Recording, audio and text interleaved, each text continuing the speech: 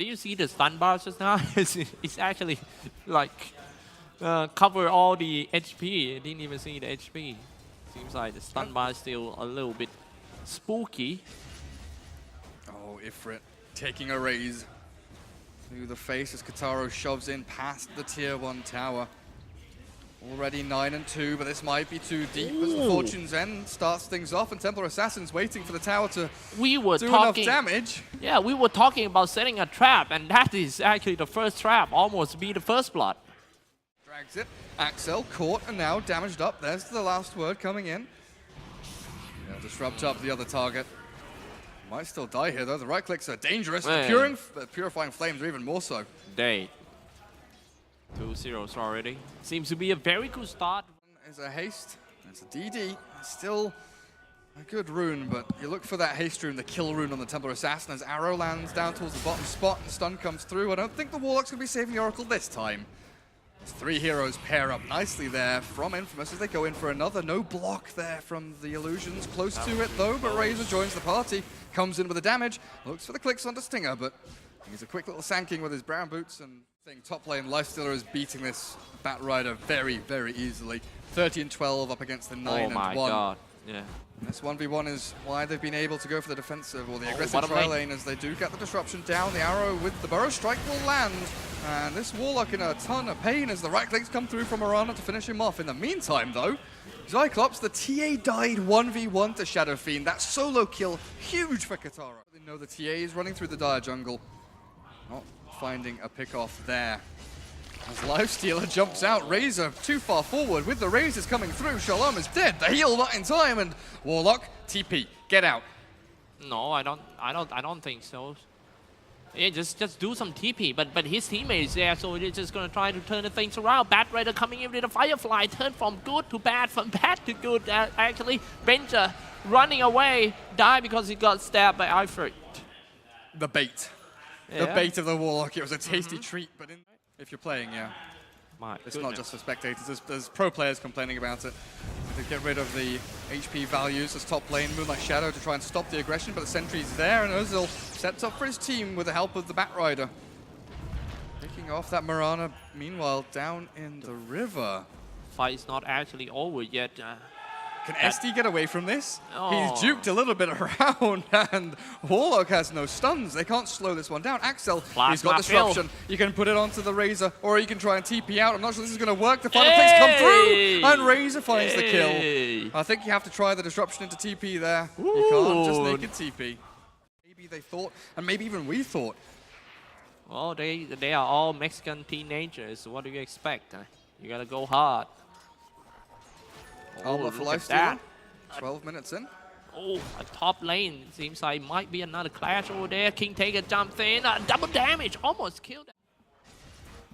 But, you know, Epicenter, in my opinion, is one of the hardest skill to land. Because if you anyhow land it, you'll be like my Sand King. A Grill Sand King. Oh, seems like, I'm sorry, I missed the action over there on top. Shadow Fiend just get rid of that Oracle. Now he's trying to run away from Razor. Static Link deals some, suck some damage.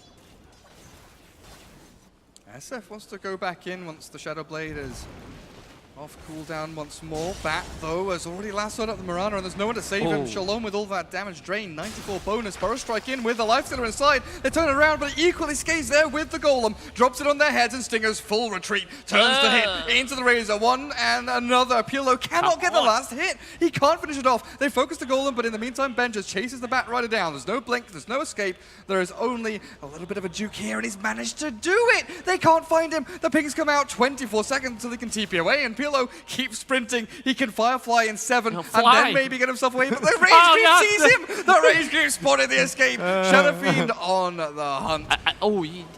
The cooldown is still 10-second cooldown. Firefly nearby. The Shadow Blade means nothing, and they get a kill. That's 2 down. Big ones as well. Life still slowed. He's got no rage. He's got an armor toggle, but he can't. It's a double flare for Shalom, and they chase him to more. Is there a leap from Mirana down onto the low ground? And L2G clearing up, looking incredibly strong here in this best of 1.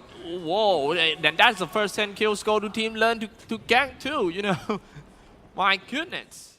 They were split up. They didn't have the full team there. They weren't as 5. They went in with Sand King Lifestealer into the middle of L2G, who were ready. They were fully ready, but now, well, Oracle's ready with the gold drop onto the high ground. He's going to get some damage done down onto the low ground. Batrun lassoed up 1, and now they turn back to fight again, but down goes the TA. Cannot survive through as the false promise turns out to take his life.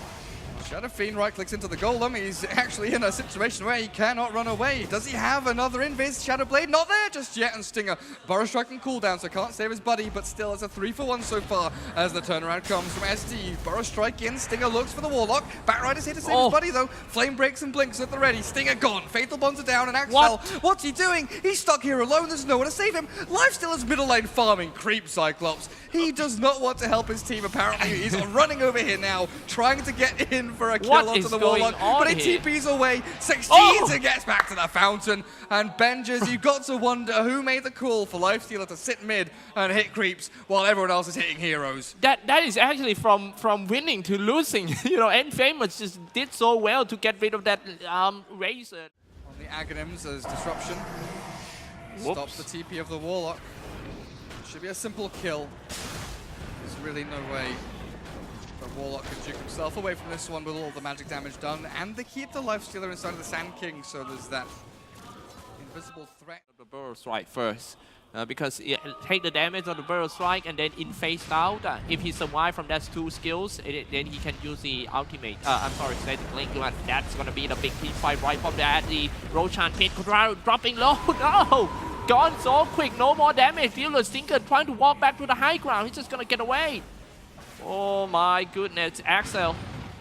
Rana finished that Oracle from the back line. I keep on shooting at the Batrider. Plasma becomes a Burrow Strike on 2. It's still on the stun, and yes, Templar is still finished that Sand King.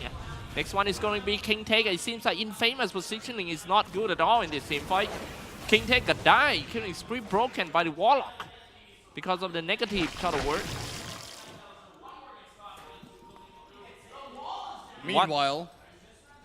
Meanwhile, Lifestealer is farming jungle. Yeah. These have been some questionable well here from the Radiant team in perfect places that he never gets the initiation. Good notice. Batrider. Oh, just gonna start to initiate. Look at that. I mean, TA has already gone in trying to 1v1 the Lifestealer, but they've caught the SD with that little ulti from Bat, and it's a simple clear up there as TA blinks forward, looking for seconds.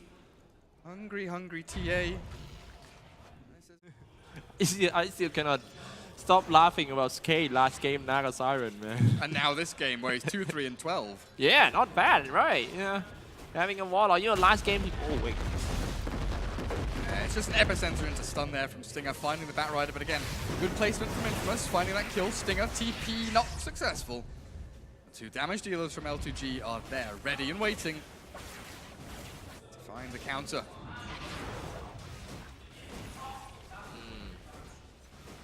Oops, not a good.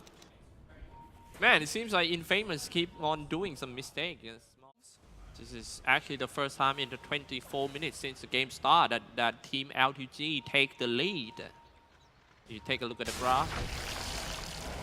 And Oracle absolutely demolished, and the Batrider might follow the same fate as the arrow threads the needle. Doesn't catch anyone, but the TA demolishes one, but still loses the Aegis. Has the secondary to life. There's the lasso, but Epicenter comes in. The damage is huge. The Sand King finally finds initiation. He wanted to raise it, doesn't have a chance to survive through. The Lifestealers chomping down onto the Lightning Revenant with Ifrit second life. Can he do anything? They're kiting the TA.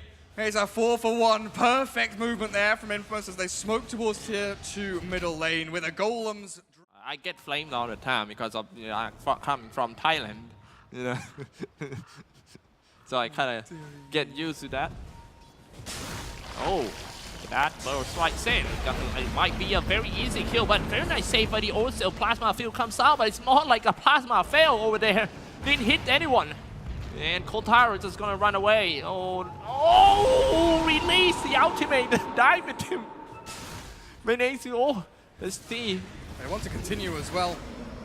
Oracle and Razor held by the Sand King, but now it turned onto him with the Force Staff ready. He doesn't have time to throw it as he does die to Purifying Flames, and Razor's damage will find the Warlock and continue down onto the Razor. The Starstorm, a double hit, but it's not enough. Shalom is behind his tier 2. The chase continues as Ifrit will create the barrier. That keeps the Razor alive, at least for now, to TP out. Man, this is defense. TA has a BKB Cyclops. Oh, you've spotted out the Batrider who's dying.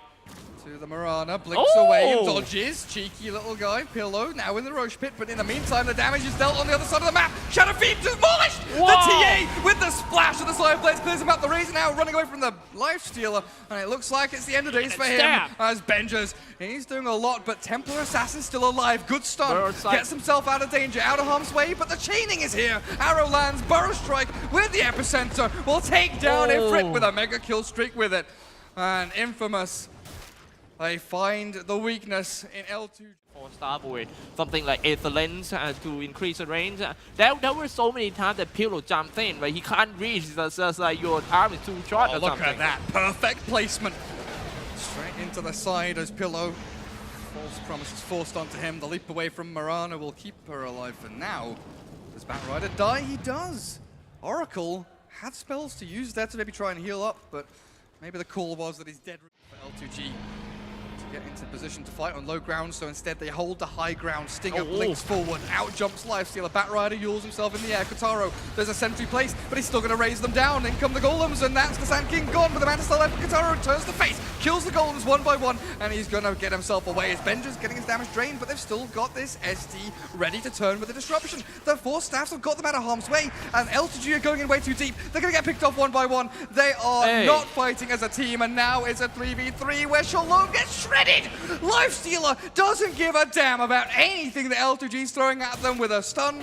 Oh my. From the bash, from the Lifestealer. They almost come back in a late team fight though for L2G, but you know, a mistake right from the start. I think the Batrider going in too fast and a little bit split from the Exactly, if they find the Batrider, there is nothing that can stop the Lifestealer. There is nothing that can catch the Shadow Fiend. And they will drag the Mirana back to her death, potentially, as the TA clears that one up at long last, but they have lost their melee racks on the bottom lane as well as that tier 3. Hero that can stop that Lifestealer is a Flaming Lasso. And oh, there's no sentry. Yes, though, there is. There is actually. Shadow Fiend, a little bit too ballsy there, but still going to survive through the damages thrown at him, and in comes the epicenter. Sand King not going to land his Burrow Strike. Still the Batrider does drop and loses the gem as the full retreat comes out from L2G. TP the hell away.